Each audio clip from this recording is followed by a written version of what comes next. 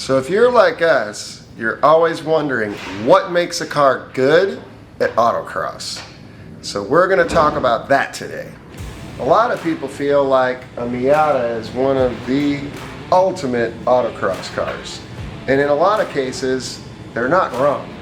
A Miata has got really good weight balance, good suspension, the cars are light, they're pretty easy to drive, and they're small. They got a short wheelbase and they're narrow, so they fit in tiny spots.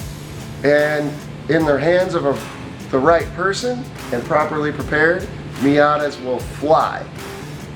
They do have the downside of they are usually, in my opinion, woefully underpowered. So some people do like what we have here where they put the LS in it.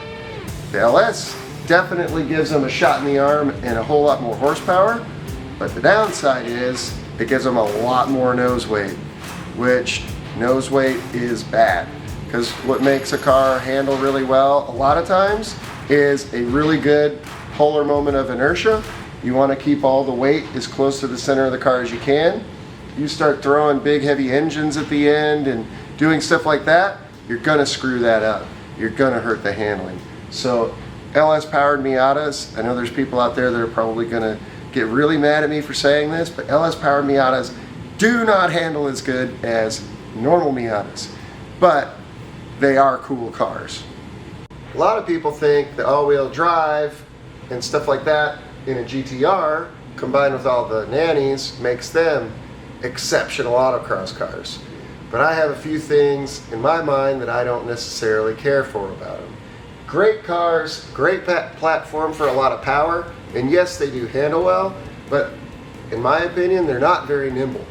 The weight in the front is kind of up high and really far forward. Going back to that polar moment, it's not great. The cars are heavy, they're big, they feel numb. I don't think they're very nimble. I wouldn't go out trying to buy a GTR to go autocross unless you plan on like gutting the thing down to a shell and trying to get it lighter. They do really good in events like Speed Stop and things that you need to have that launch for, but they tend to lose a lot in quickness and nimbleness.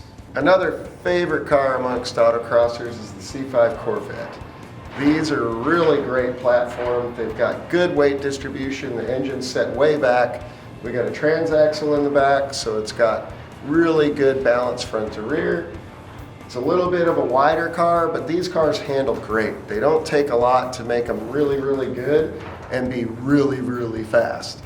So if you're looking for a platform that's got a little bit more power and a little bit more fun, in my opinion, than like a Miata platform, these are great. A lot of people like to autocross trucks, which is a ton of fun, but a little less than ideal. The motor is typically really far forward. These things will have a ton of nose weight, and you have no weight in the back, and you kind of get into this weird, funky, it always feels like it wants to push, it doesn't really want to turn, and then you got snap oversteer thing that is just kind of inherent with the physics of a truck. But if you want to autocross a truck, do it. It's a blast. Muscle cars can be an absolute blast to autocross. Camaros are one of my favorites, obviously. They're a lot of fun. There's a lot of aftermarket support, a lot of great parts and suspensions and everything that you can put on them and make them exponentially better than they ever were stock. Lots of powertrain options where you can get a lot of power in it, make it a whole heap of fun. The negative of a lot of muscle cars is weight distribution. And it's another platform that is typically really nose heavy. However, if you get into a car like an old vintage Corvette, something like that, motor's a little more set back, we've got a little better polar moment, a little better weight distribution, they're gonna handle better. So if you're looking for a car that you think, hey, I wanna do some autocross and everything in it, the first thing I would say is if you're not gonna wanna be super, super competitive, get what you like and just go have fun. If you want to be really competitive, you need to think about weight, polar moment of inertia, center of gravity, things like that. Look for a car that's going to have the weight pushed as close to the center of the car as possible and as close to a 50-50 weight balance as possible. It's kind of funny, but usually if you look at the vintage cars, they knew about that back then.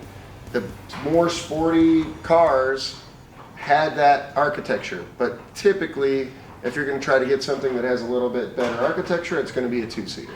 So if you want to have the wife and kids hang out with you, you're probably going to be looking at a little bit bigger car, and you're going to make a compromise.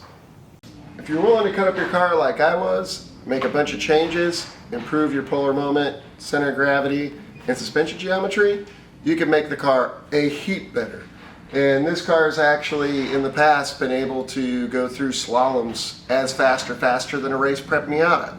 So there really is no limit other than your imagination and how far you're willing to go with saws and TIG welders and engineering programs and figuring out what's going on. So at the end of the day, build what you like, go have a heap of fun, challenge yourself, and enjoy autocross.